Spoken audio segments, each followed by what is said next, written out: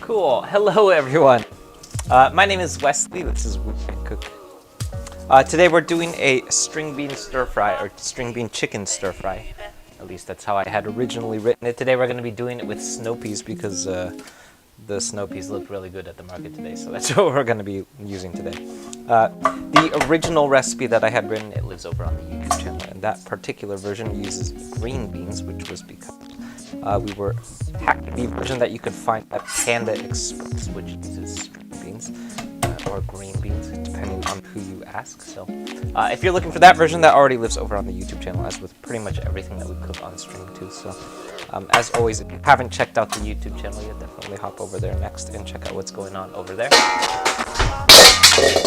Whoops. In addition to the concurrent live stream, which works, would be the stream that's behind me right now.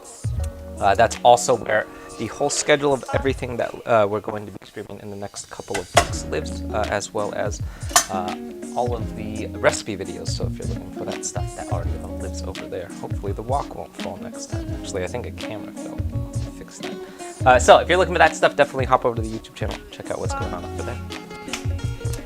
In the meantime, though, we're going to get started on our stir fry here. This is 4 cloves of crushed and minced garlic, which is an element that we start with in a lot of stir fries. You'll notice that's pretty much the first 2 ingredients in almost everything, at least the stuff that I cook for dinner, especially if it's a Chinese dish, and especially if it's a stir fry. You'll probably see me starting off with these 2 ingredients. They're oftentimes the sort of like fundamental layer of umami as we start like kind of stacking layers. This is going to be the first 2 things that go into our wok fry for their aromatic qualities. So it's not that we necessarily want everything to taste like garlic and ginger, but as we start building out qualities of umami, they tend to be 2 very good initial building blocks, which is why generally if you go into a Chinese person's house and they cook lots of Chinese food, you probably see like a lot of garlic and ginger. Usually have it on hand pretty much at all times and have garlic and ginger sitting around. So that was our garlic. Next up is our ginger. This is about an inch's worth. If you're not sure how much is an inch's worth, what I usually like to say is we're looking for about a tablespoon of fine minced ginger, which is of course not super useful if you have not yet minced the ginger, because how do you know how much ginger to use? Which is why I also say about an inch, but that can also change depending on like what size and shape your ginger happens to be in. So once again, if you're not sure, definitely start by overshooting, was what I usually like to say, because ginger's really cheap, so I like to overshoot it.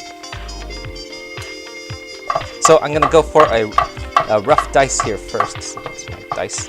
We're going with slices down the center, like so, 1 down the middle, and then there's our dice. And if we stop here, we could call this a dice. We do lots of things like that. We're going to do the same thing on our onions in a minute. If we want to keep going for our fine mince, though, we just run the knife through it like so.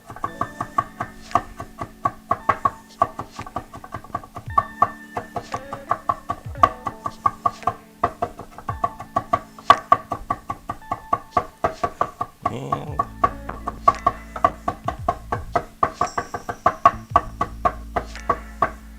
that should about do it. So that's our ginger. We're going to set this aside as well.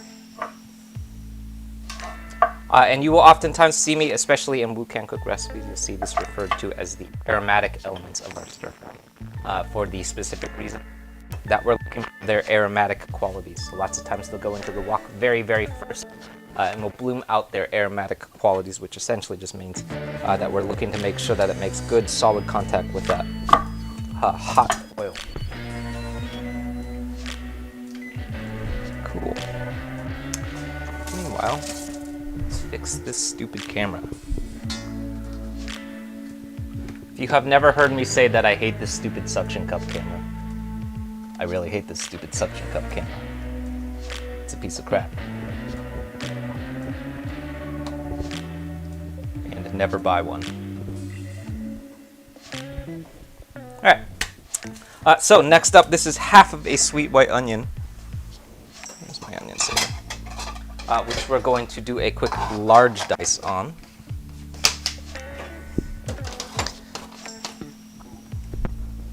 For our large dices, very, very important, especially when you're doing a large dice in an onion, like so.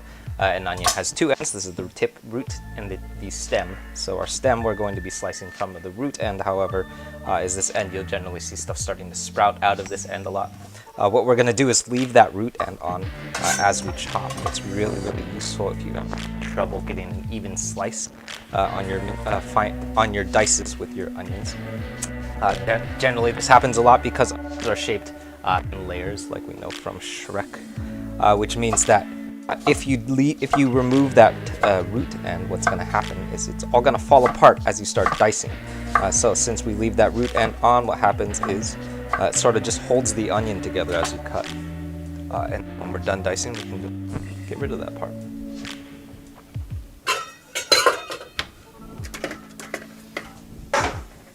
So there's our onion. We're going to set this aside. This is going to be the very last thing that goes into our wok fry today, because specifically for the reason that onions are very, very delicate. So we want this to spend as little time in the wok as possible. We don't want them to be necessarily raw, but they're essentially going to be like just past that raw stage in order for it to retain some crispiness. All right. Next up, this is my snow peas. So today we're using snow peas because they looked really good, and Sarah asked if I was ever going to cook with snow peas in the near future. So we're going to cook with snow peas today. Like I mentioned earlier, though, the original recipe that we had done for this particular recipe uses green beans or string beans, depending on where in the world you are. They're the same thing. They have similar qualities to snow peas, though, I think. So we're going to hopefully treat them the same way, and hopefully they turn out pretty much the same. Is that a sweet onion? Yes, it is. It's a sweet white onion.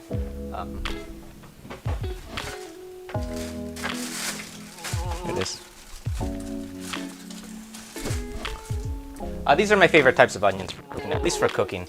I also like red onions, but I usually leave those for raw stuff like salads and stuff. But for any time that I'm stir frying, though, I love a sweet white onion.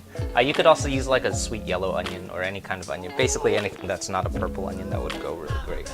I tend to go for the sweet white onions, though, because I think they're a little bit more mellow than the yellow onions.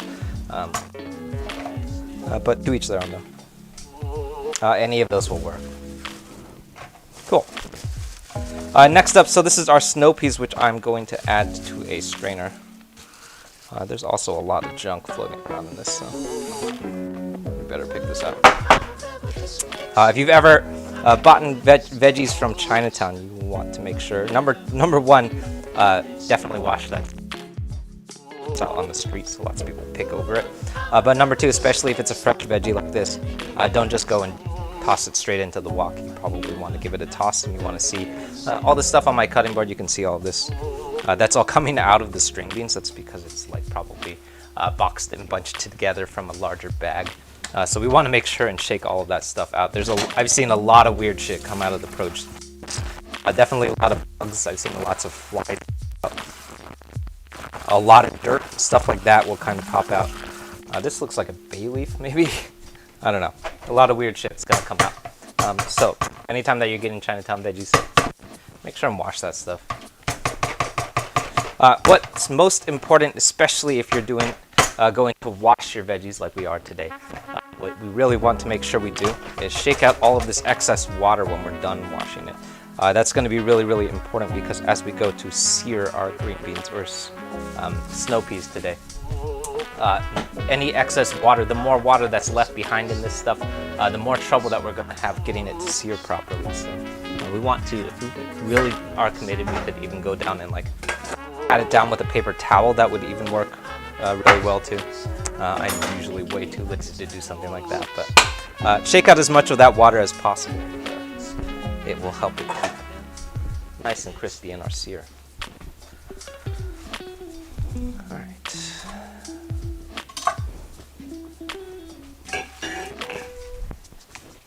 Cool. Next up is our chicken. Today we're going to be using, this is some chicken thigh, which I finally remembered to get more of. If you don't have chicken thigh, you could also do this with chicken breast. If you don't have chicken at all, you could probably do it with pork. You could even do it with beef, really any kind of protein.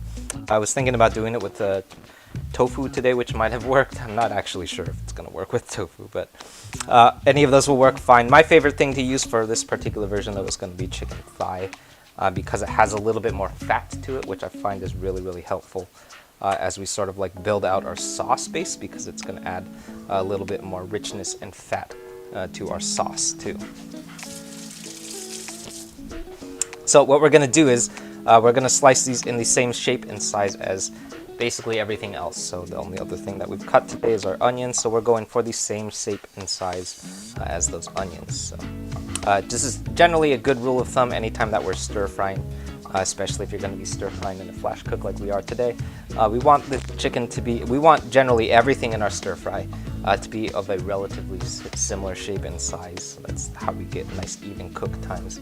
And it's more importantly, it's also how you get a nice even bite too. So if you've ever bitten into or like had a stir fry because everything is kind of tossed together, and if you've ever had a stir fry where some things are like larger than others, and the bite tends to be a little bit uneven, where you have like really large pieces of chicken but really small pieces of veggies, that's what happens when you don't pay attention to the size and shape of your cut. So pay attention.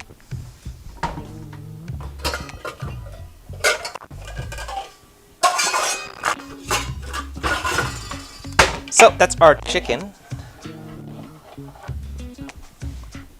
Yeah, let's push the cutting board. Now let's do this marinade first. Before we do anything else, though, we do want to do a quick marinade on this. We're not going to get too complicated with it because our sauce is pretty heavy already. So this is going to be 4 tablespoons of soy sauce.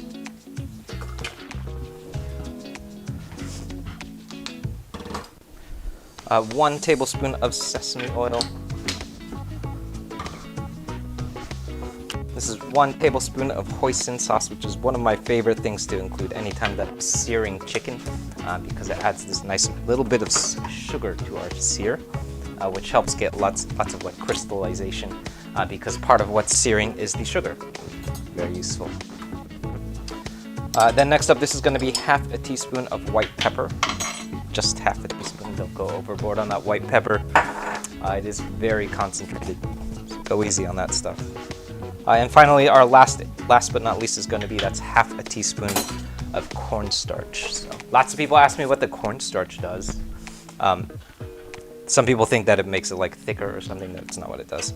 What it's essentially doing is it's coating the chicken in cornstarch, just a really thin layer of cornstarch. So what that's going to do is basically slow down the cook time of your chicken just a little bit, which is actually really important in a sear like this, so that it kind of allows that chicken to develop a nice crispy and deep sear without overcooking the chicken. So lots of times what you'll end up with is that exterior of the chicken, it's going to cook a lot faster than the interior of the chicken, and then you'll end up with overcooked chicken or undercooked chicken, depending on when you pull it out.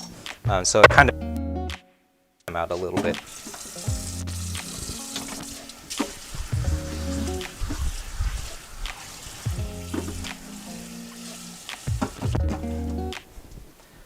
All right, so that's our chicken marinade. We're gonna assemble a sauce here and then pretty much ready to start cooking. Probably gonna have to fix that camera. Find out.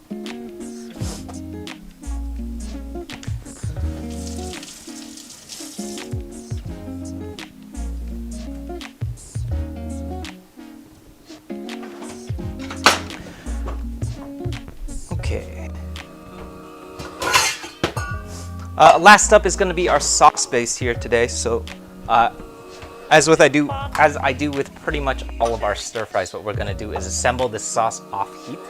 Lots of times, if you're watching things happen in restaurants, you'll see lots of restaurants will start spooning this straight into the wok. Usually, you'll see them doing it with a big old ladle, and they'll just literally ladle sauce straight into the wok. It's probably outside somewhere. This is actually something similar that we do with the fried rice that we do in our fried rice pop-up. You probably don't want to try and do that yourself in home cooking, because the reason being is that when you cook at home, you're probably not cooking the same thing over and over again. So you want to stop and taste pretty much any chance that you get. So what I like to do, you can, if you're really confident, just dump this stuff straight into the wok. We'll achieve the same thing, same stuff's going in. What I like to do is add it off heat first, because it kind of adds an opportunity to stop and taste. It also adds a little bit of a buffer in case you're in danger of over seasoning or adding too much to the wok at once too.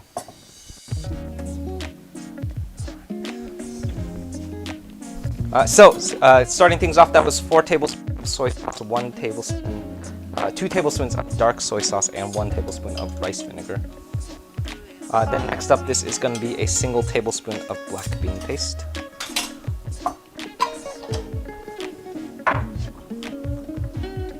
And finally, my personal favorite ingredient to add to really any stir fry. This is going to be 1 tablespoon of doubanjiang, which is a Chinese fermented chili paste.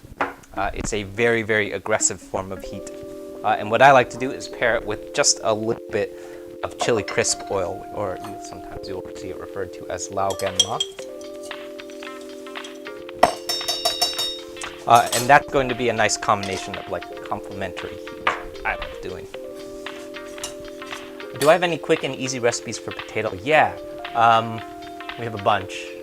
My favorite one that's just strictly for potatoes we did a Korean gamjadoram, which is if you've ever had Korean barbecue and you get little potatoes in the banchan, which is the small plate dishes. That's essentially what a gamjadoram is. And I will look it up. Let me find this. There it is.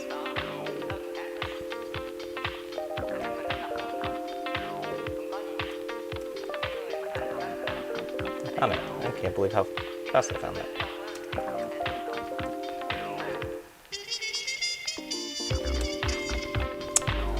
Yeah, so that's one of my favorite potato dishes. It's also pretty close to just being basically home fried potatoes, but with a bunch of various ways that lots of things that you will see come up in a lot of Korean food.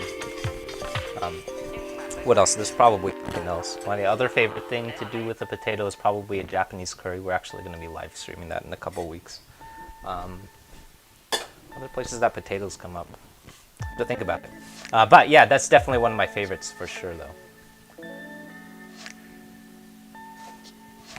The sauce on the side, yeah, thank you. Yeah, that's generally how I like to handle my sauce elements. Just keep it on the side, so that we avoid over seasoning, which is a big hazard. Ooh, that's not straight at all.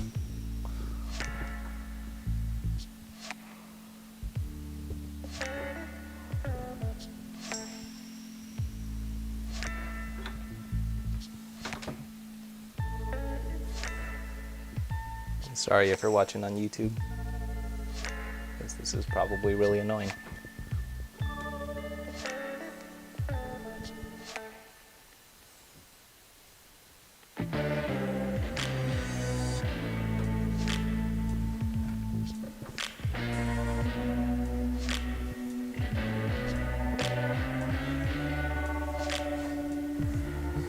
Might be as good as it gets.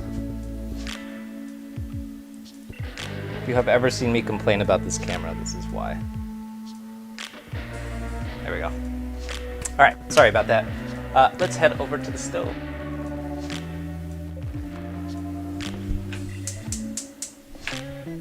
So over on the stove, I've got my wok. It's going to get started heating up, and we're going to cook this in 3 different stages today. So we're going to be searing 2 things. The first thing that we're going to sear is going to be our Now we're gonna do that. I'm gonna flip that around. The first thing that we're gonna be searing is, oh no wait, you know what I'm gonna do. The first thing that we're gonna be searing is our chicken. So we're going to drop that chicken in and we're gonna sear it on 2 different sides for 2 minutes on each side. And then we're gonna pull that chicken out, and then what's gonna be left behind at the bottom of that pan is something that you would call in European food, you would call that fond, which is basically like all of that leftover fat and residual like charred bits that's coming off of that chicken. Lots of fond comes out when you sear something in a wok fry, or just generally when you sear something. It's also like how you make a lot of like gravy. That's how gravy is made. That's how like a lot of like bolognese is cooked. It's cooked in that fond. It's using that residual fat that gets left behind in your pan. So what we're going to do is we're going to sear our chicken, we're going to save that fond, and then deglaze that fond with a little bit of chicken stock, and then we're going to keep that and use that in our sauce. So we're going to add our sauce, deglaze with that sauce, and then we're going to do our second sear, which is going to happen with our snow peas today, or if you're watching from the original recipe, that would be the string beans. And then we're going to remove that, and then we're going to add everything together at the very, very end. So there's going to happen in 3 different parts. Let's open the window.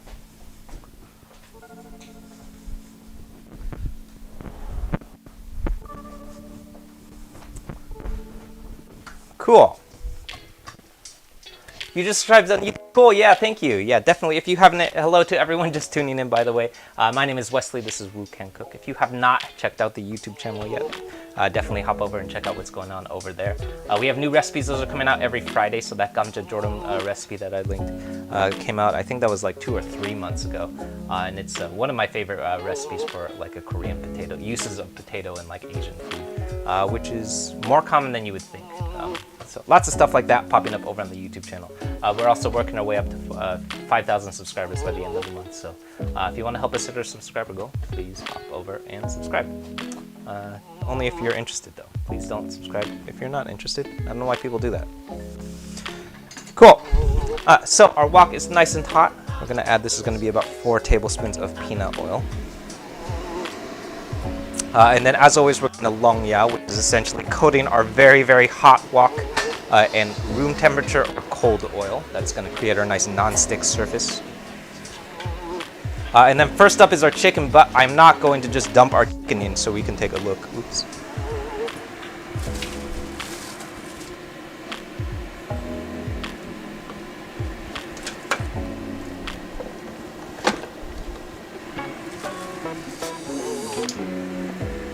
To plug the laptop in. All right, one more time. What we're going to do here is we're going to sear our chicken, but as you can see in our chicken here, we have all of this liquid marinade.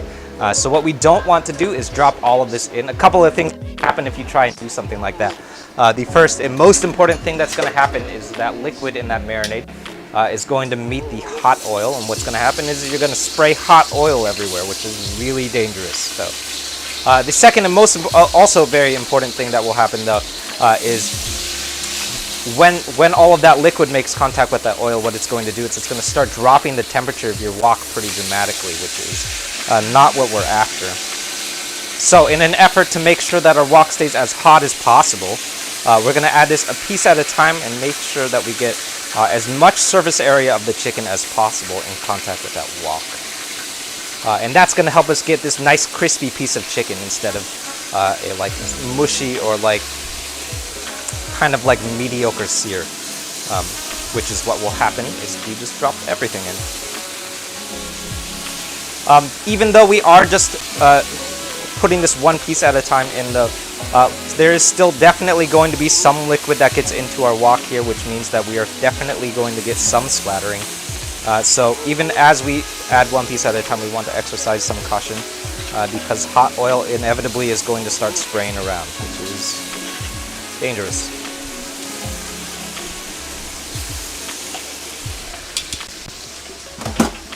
So there's our chicken. We're going to let that sear for 2.5 minutes.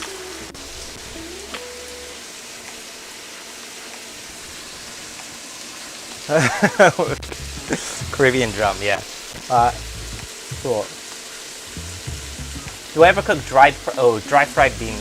I would probably do that. I would have to like work out a recipe, but yeah, dry fried beans for sure. I would have to look into that and like think about how I want to cook that. I know of a couple of recipes off the top, or a couple of dishes off the top that I would want to take a shot at, but I actually don't really know how they're made, so I'm gonna have to look into it. But yeah, definitely that would be a fun one. The wok, yeah. So what I'm cooking in today, so this is a round bottom wok, as you can see at the bottom right here. That's the rounded bottom of the wok. That's where all of that oil is pulling up. So if you're searing in a round bottom wok, the most important thing that you want to remember to do is give it a rotation a little bit. So whenever we're trying to sear something, it will only sear when in contact with hot oil. That's number two very important things about searing. The number one is stop moving it, but the number two thing that's also very important is it's got to be oil touching everything that we're searing. If there's no oil, then it won't sear, it will just burn. So when we're working in a rounded bottom wok, lots of oil is going to start pulling up right here. So what I like to do is give it a little bit of a rotation, and that's just going to make sure that things sear evenly on the stuff that's outside on the exterior ring of that wok sear. At this point, if you are really committed, you could also just get a flat bottom pan out, and that would work a little bit better for searing. One of the downsides of searing stuff in a rounded bottom wok is that you're gonna have to make sure that that oil makes its rounds, otherwise stuff burns. Cold Rabbit, oh yeah, thank you. Yeah, thank you for subscribing. Nice. No Ham Charles today. Ham Charles, the hamster that eats ramen anytime anybody subscribes. But he's not showing up today, I'm not sure why. So we're rounding, this is 2 minutes and 15 seconds. I'm gonna go for closer to 2.5 minutes here. And then we're gonna give it a quick toss. But as you can see at the bottom here, lots and lots of chicken fat is starting to stick to the bottom of that wok. It's gonna be what we call fond.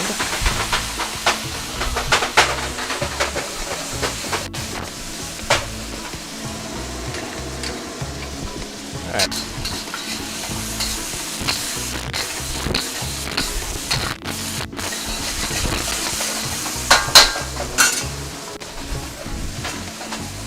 A little bit of wok, okay. So I'm giving that chicken a little bit of a toss. I don't generally like bothering to flip the chicken. If you're really committed, you could go in and flip one piece over at a time and try for the second sear. I have found that most of the time that I'm searing, you never get the same quality of sear on the second side. So most of the time I don't bother. I usually just give it a toss, and then we're going to cook for about another minute to make sure everything is nice and cooked through. And that's going to do it for us. But if you're really committed to getting a really, really crispy piece of chicken, you could totally go in and start flipping one piece over at a time. I'm just generally too lazy for that. When is Boys to For Now getting back together? Oh man. Soon, I hope. The Boys For Now reunion's gotta happen soon. Oh man. It's always fun when your fake band is more famous than your real band.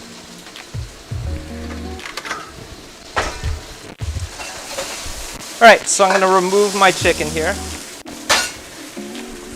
Then we can see at the bottom of the wok here all of this stuff that's sticking to the bottom. Don't go and toss that, that's really useful stuff. What I like to do is go in and deglaze a little bit of chicken stock, say like about a 1/4 cup. It might have been too much chicken stock there. And then we're going to go in ice that.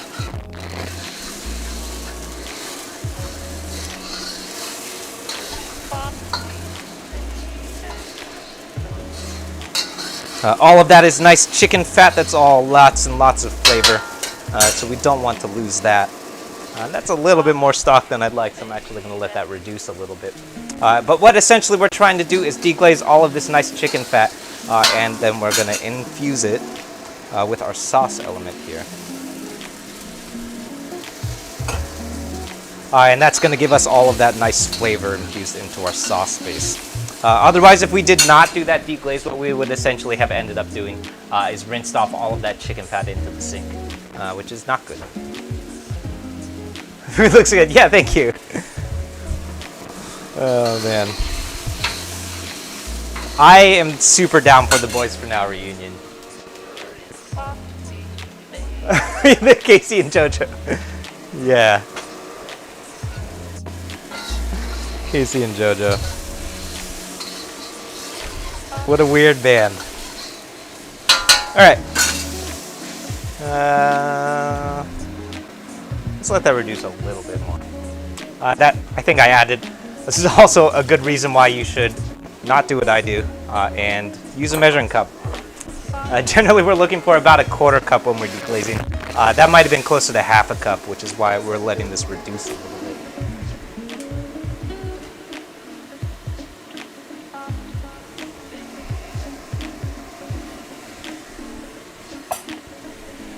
All right.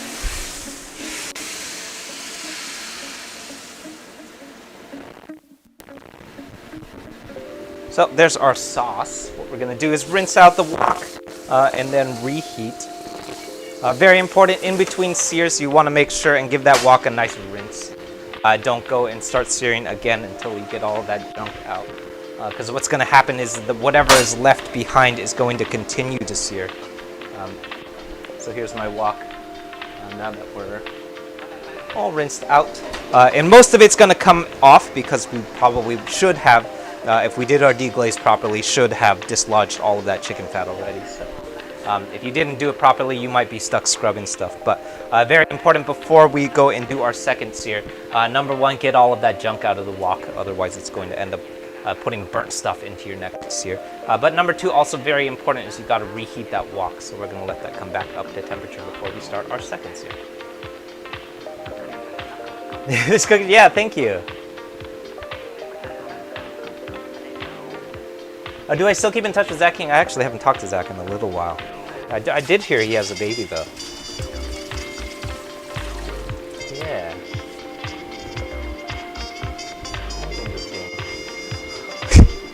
Something in this room just dinged, and I don't know what it was. Oh well. RKK6, how's it going? Yeah, hello, everyone. Alright, so I'm letting my wok reheat here. We're looking for a little bit more smoke to start coming off of that wok. And then we're going to get in and start searing our string beans next. Or actually, we're cooking with snow peas today. Hello to everyone just tuning in. My name is Wesley. This is Wu Can Cook. If this is your first time tuning in, we're here every Tuesday and Thursday at PST. With new recipes out over on my YouTube channel every Friday. So last Friday was a recipe for a tomato egg stir fry, which is one of my favorites to do during tomato season, like twice a year, basically.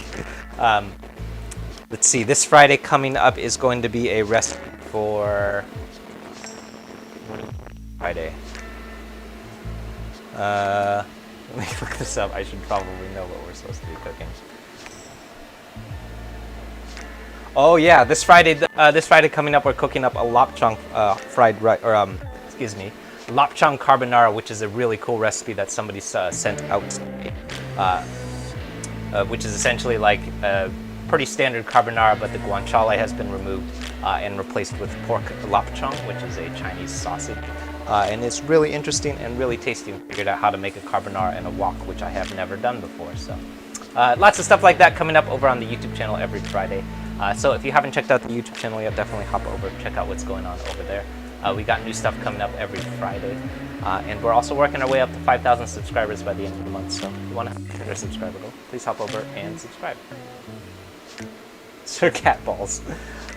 What are we cooking? Yeah, today we're doing, I forgot to mention that. Today we're cooking a string bean chicken recipe that I came up with that was essentially riffing off of the Panda Express string bean chicken. The only substitution that we're doing today is that today I didn't actually look super hard for string beans. I just happened to find these really good looking snow peas instead. So we're going to replace those string beans with these snow peas instead, which have very similar texture to a string bean. They're also really, really durable veggies. They're going to sear really, really well on the wok, and I think it's going to go really well. Also, Sarah asked me why I never cooked the string beans last stream, so we're going to do it. Otherwise, though, pretty much the same thing.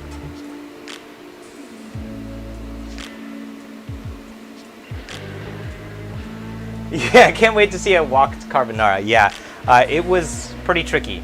I had to redo that one 3 different times because it was the first and only time that I have ever cooked cheese in a wok, and it burned a bunch of times because woks are not really made for that.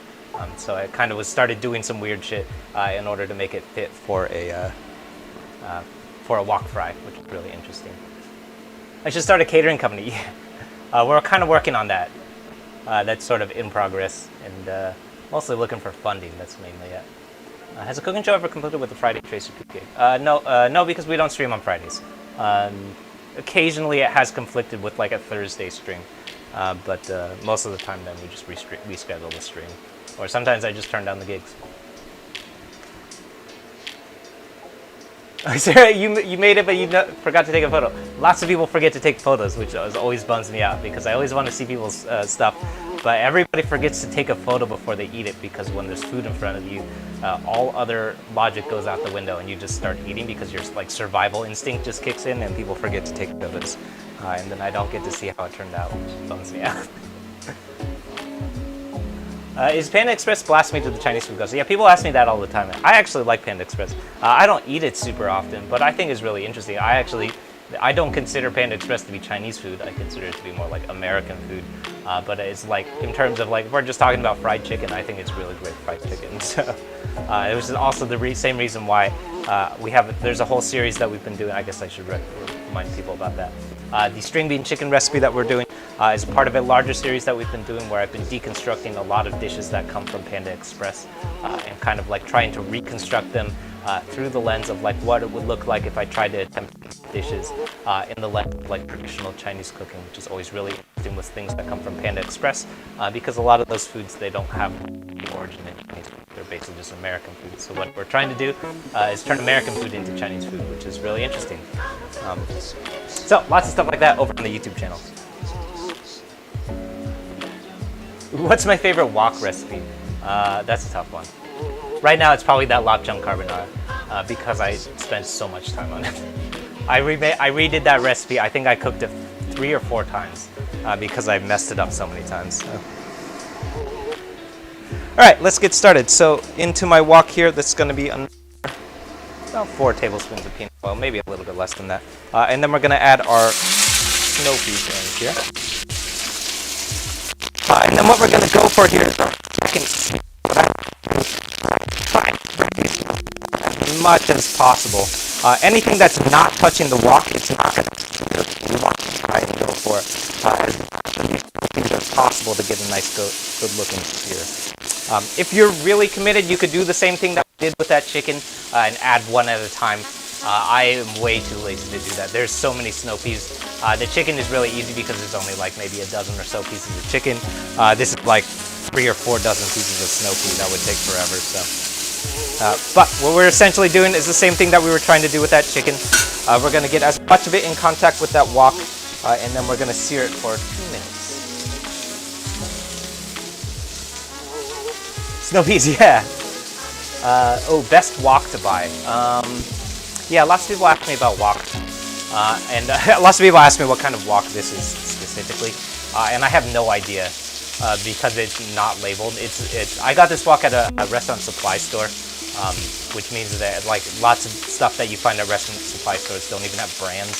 Sometimes they have a brand, but it's like one very like generic brand. So this one, I have no idea what this wok is. But what I always recommend is like rather than looking for like brands, what I actually look more for like qualities of metal. So what I like to look for is like what is the wok made out of. So I like good carbon steel woks. I also like cast iron or stainless steel, also really good. I generally just recommend if you're looking for a wok, avoid things like Teflon nonstick.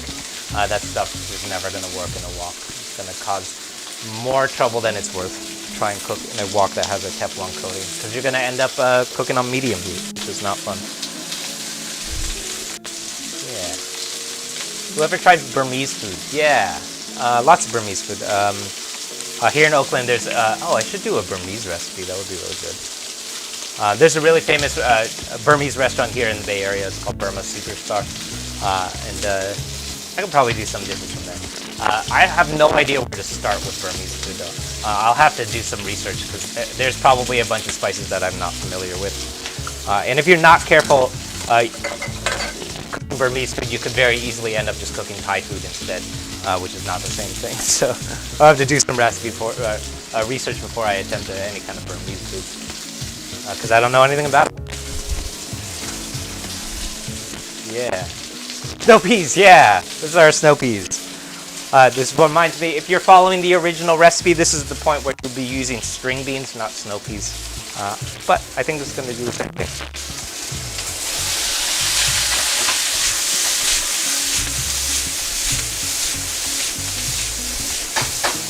Alright, I'm giving these a toss. You can see all of that nice crisping happening there. We got this nice deep stirring happening on beans or snow peas. We're going to give it a quick toss, and then what I like to do, I'm going to add a little bit of water, and I mean like a real little bit of water, like maybe a quarter cup, maybe even less than that. And then we're going to cover it, and then we're going to let that steam for another 90 seconds, so 1.5 minutes. We really want to go easy on the steam here, because anytime that you're steaming veggies in a wok, that you're basically what we're doing is making them mushy. I've found that it's really, really useful for things like pretty much just string beans and also snow peas, because they're really, really durable and like crispy veggies. So if we don't do that steam, it's technically optional. You could skip the steam if you want, but what I found is it always ends up a little bit too crunchy and crispy. More crispy than I'd like it to be. So what I like to do is give it a really brief steam. So about 90 seconds, and then we're going to pull that top off, and then just what we're going to have to do after we pull that top off, which is why I say a very small amount of water, is when we pull the cap off, we're also going to have to evaporate that water. So we're going to have to cook the rest of that water off. So when I say use a small amount of water, it's really important, because if you use too much water, you're going to end up having to cook off a lot of that water for a really long time, which is going to be really annoying.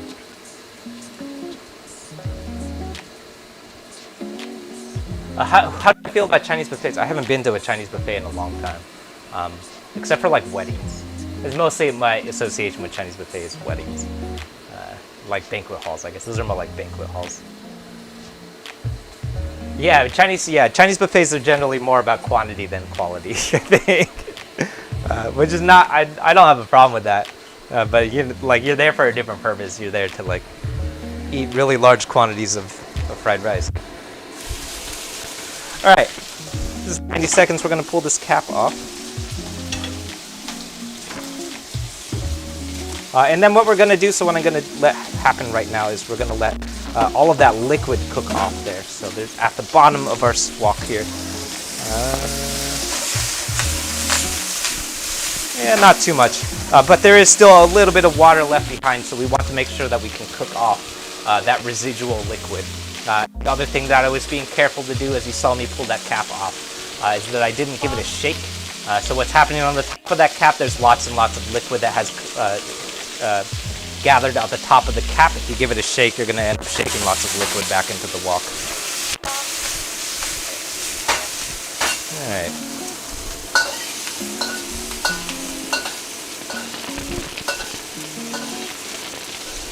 So I'm pushing everything in my wok to one side as best as I can.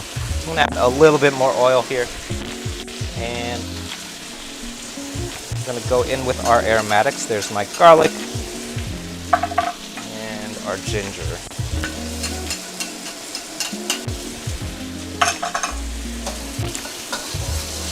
So the reason that we're shifting stuff to one side is because we want to make sure that these aromatics get good solid contact with that hot oil. So what you don't want to do is drop it straight on top of these string beans, like up here. These are snow peas, not string beans. So what we want them to do is make solid contact with the bottom of the wok, so don't go and toss it on top of your snow peas. Otherwise, those aromatics are just going to end up steaming, which is not what we're after. They're not going to taste like anything if you do that. So we want them to bloom out their aromatic qualities in the hot oil.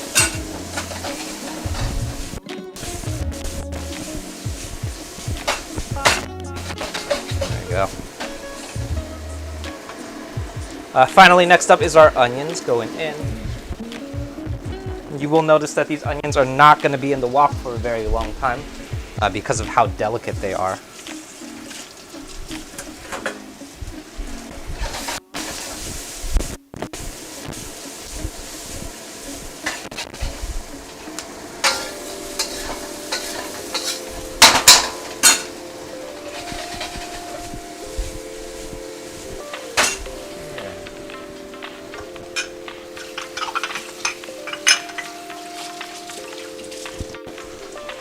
Jenny's buffet lover. I just saw your username.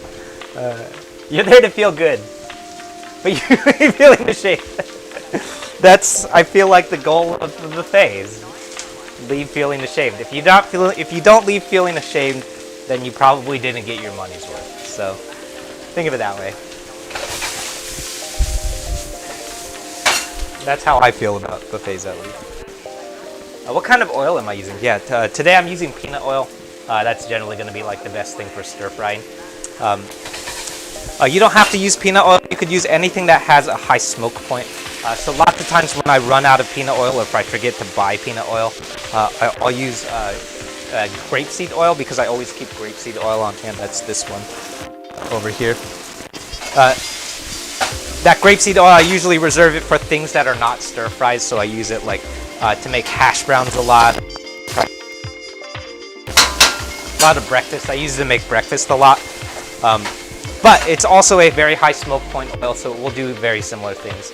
It's not going to have quite the same flavor qualities as that peanut oil, but we'll achieve something similar. So that's my chicken going back in, and then we're going to very gradually add our sauce back to the wok here. You will notice though that I'm not dumping everything straight into the wok here. I'm being careful, and I'm paying attention to the general consistency and quality of our stir fry here. We don't want to over season our stir fry, otherwise we're going to end up with a stir fry that's way too salty, which can absolutely happen in a stir fry that's using dark soy sauce. So I especially recommend this. Anytime that you're working with dark soy sauces, you want to pay attention and don't go and dump all of that sauce straight into the wok, because it will for sure overcook or over season. Alright, last up, this is a cornstarch slurry, which I forgot to do on camera. There we are. Cornstarch slurry, as the name implies, is cornstarch that has into a slurry. What that's essentially doing is dissolving our cornstarch in water so that it doesn't clump up in our final product. And it's how you get thick sauces in Chinese food. Without that cornstarch, we're basically without the cornstarch, we're essentially making soup. Well, not soup, but this is looking a little bit tight for my tastes, so I'm going to give it a little bit more water here and let things loosen up. That's better. And that should do it.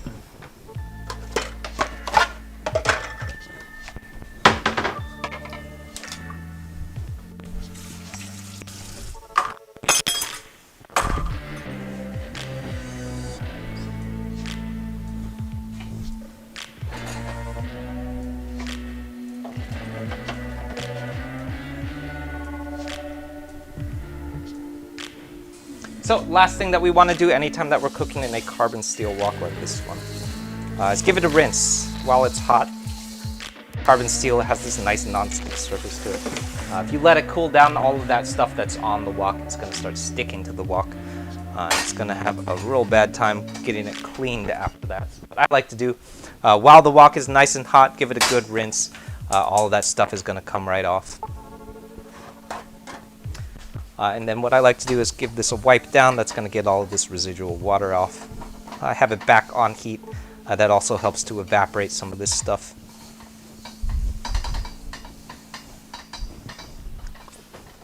And then I don't do this after every cook, but maybe every like 5 or 6 cooks or so.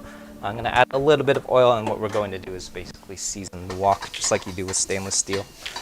And that's going to prevent it from any kind of like carbonizing or rusting, same way that we do with cast iron.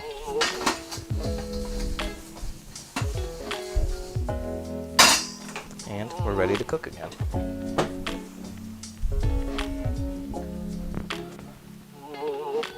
Yeah.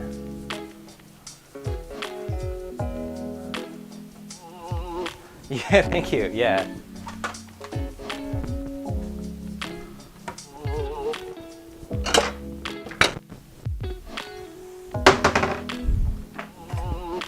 right.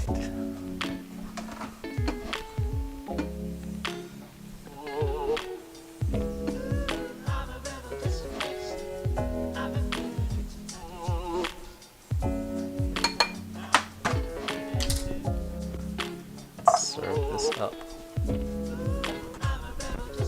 These string beans are going to be really good.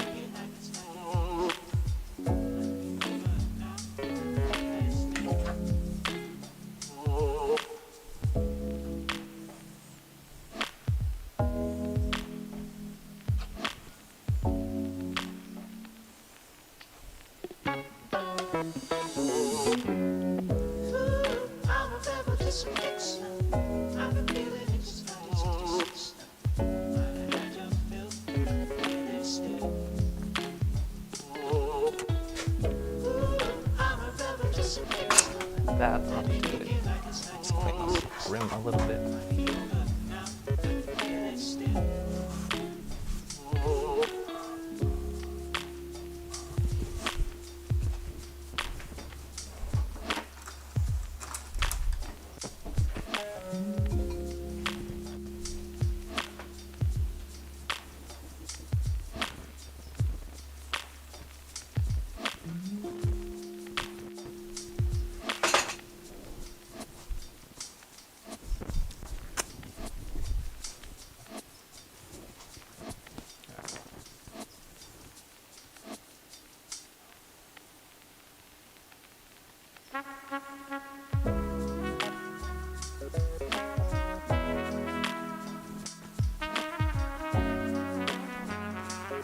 Zordorishi, yeah.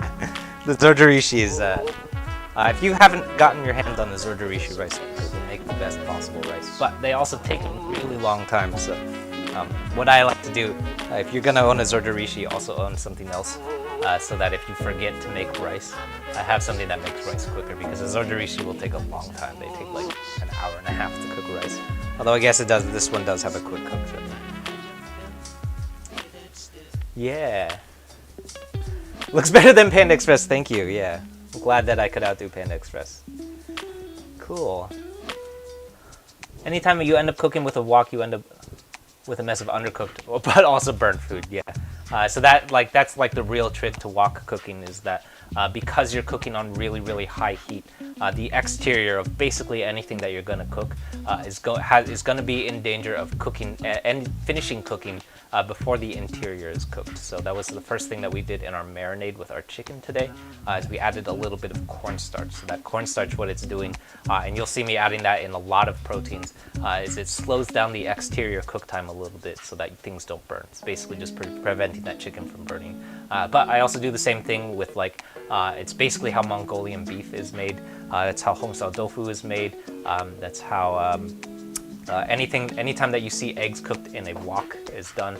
What we're essentially doing is adding a little bit of cornstarch to those eggs, or the beef, or the chicken, or the tofu. And the first thing that sears when you go in to sear one of those proteins is the cornstarch. The cornstarch cooks first, so that before everything else cooks, that cornstarch cooks first. So that allows the rest of the cook time to sort of catch up a little bit. So kind of balances out that cook time. It's very, very important when you're cooking in a wok, because otherwise you're going to end up overcooking stuff. So that chicken would end up rubbery. If it's not rubbery, then it might end up undercooked, because you're pulling it off when the exterior finishes cooking, which is also not great, because you might end up with raw chicken on the inside, which is also not great.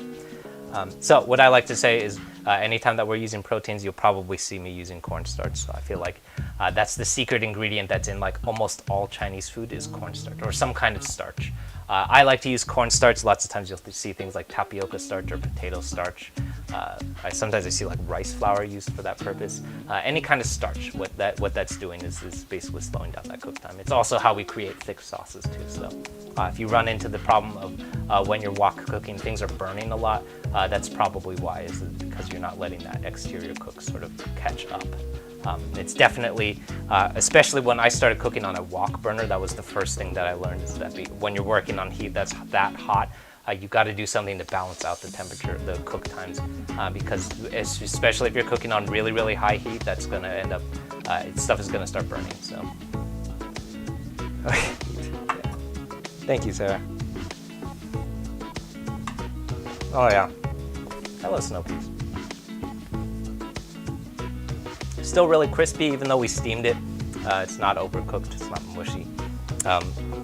Kind of like tackles one of the big problems that I have always had with snow peas, which is lots of times you get a snow pea and it's undercooked, especially in wok fries, because it's attempting to be flash cooked.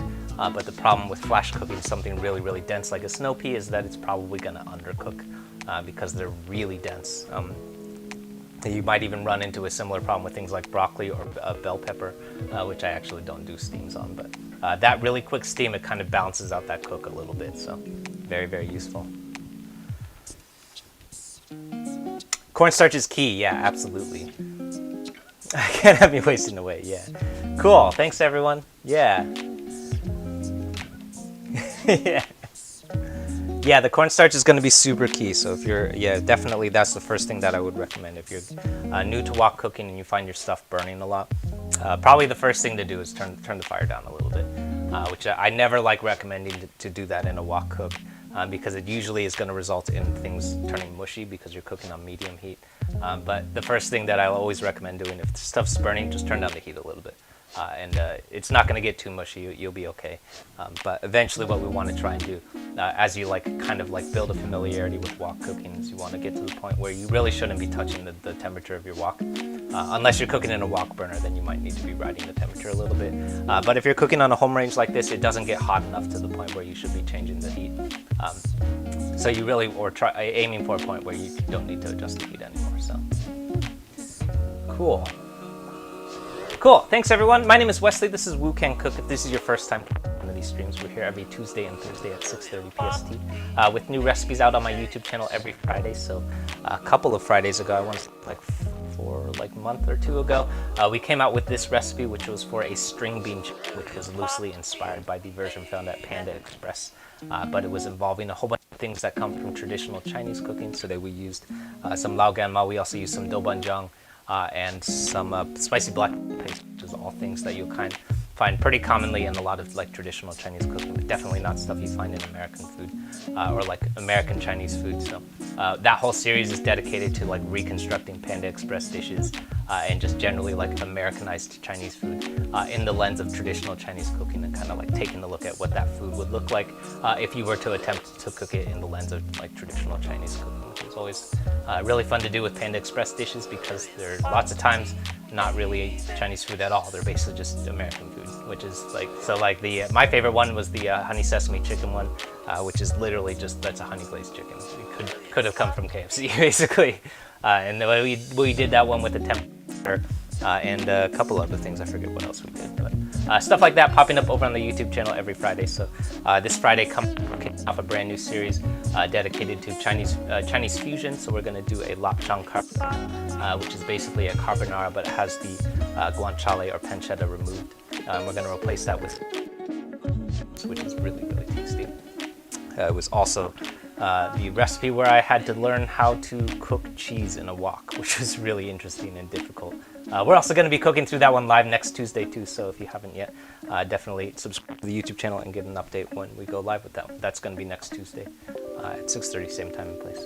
Cool. What are we cooking on Friday? Oh yeah, we'll be back here on Thursday. We're going to be making a dandang mian, which is a peanut sauce-based noodle dish. Yeah, cool. Yeah, thanks everyone. See you next time. Cool. All right, let me know if you have any questions. Hop over to the YouTube channel, give it a subscribe if you haven't yet. We're working our way up to 5,000 subscribers, so if you want to help us hit our subscriber goal, please hop over and subscribe. That's where that subscriber box is at the top. That's also, if you're watching on Reddit, that's the YouTube channel at the bottom of the screen too. Cool. Thanks everyone. See you soon. Bye.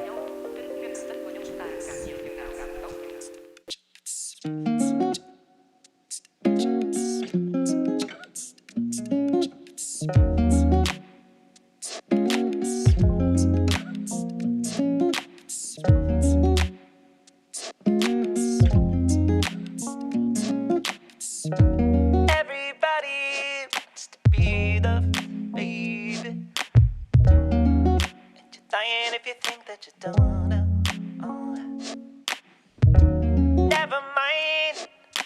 still don't love yourself, no. You can find it from somebody else, no. Whoa. Everybody's got to grow up. Sometimes funny how we shoot the move. Still, will we fight it, baby? Alright, never mind.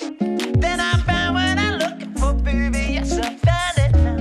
Alright, I'm falling in love with love, and it's bringing me down.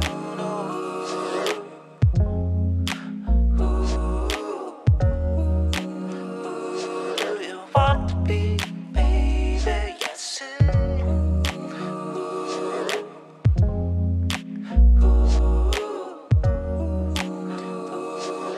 Want to be, baby.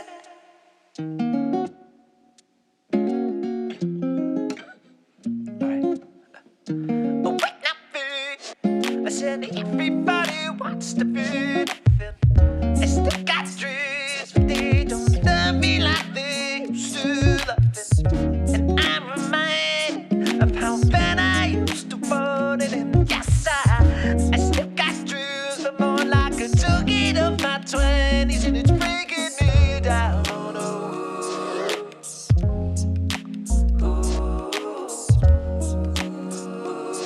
You want to be, baby, yes, sir.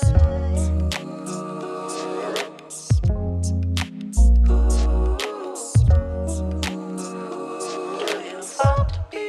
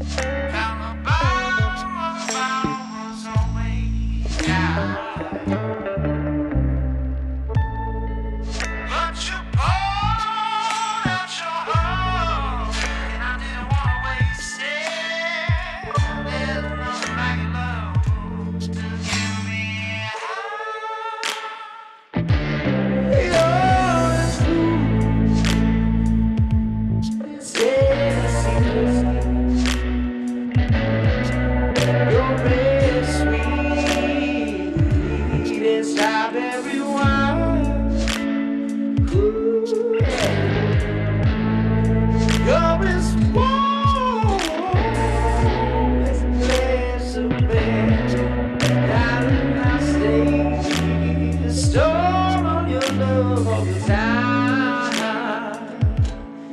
You're as smooth as Tennessee whiskey. You're as sweet as strawberry wine. You're bad.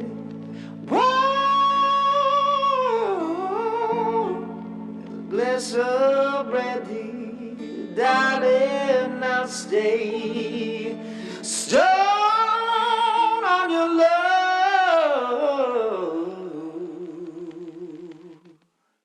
all the time.